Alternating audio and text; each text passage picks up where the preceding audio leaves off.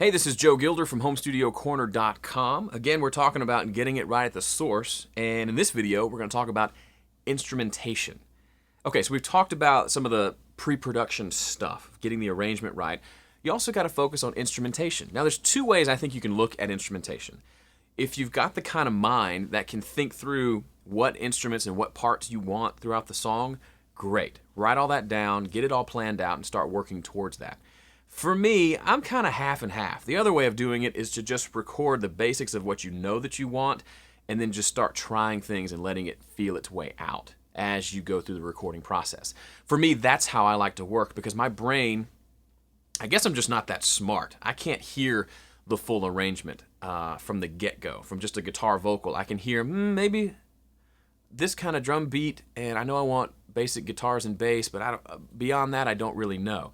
And that's okay. If you're like that, that's totally fine. I would love to be that kind of mad professor producer who can sit there and listen and say, oh, I know I want timbales here, and I want a shaker over here, and I know I want this cello playing this specific part here.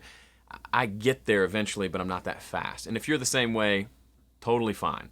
But what I would suggest is at least starting with something. You know you want it to have a certain groove and start there. And then kind of work your way through it. But it's just important that you have to think through instrumentation and you have to think through options. And especially if you get stuck in a rut where you do the same 4 instruments every song, it can be difficult to want to expand out and try new things. But something as simple as going and buying, I don't have it here, a little $3 tambourine from Guitar Center. It doesn't sound super great, but a tambourine part in a song can totally change it. You can go from one chorus to the next and just add a tambourine. That's the only difference between the two, and it'll sound like a totally different chorus. It'll have this lift to it. So don't discredit instrumentation and giving that some thought, because if you've got all the right instruments in place, man, things just start to come together so much better.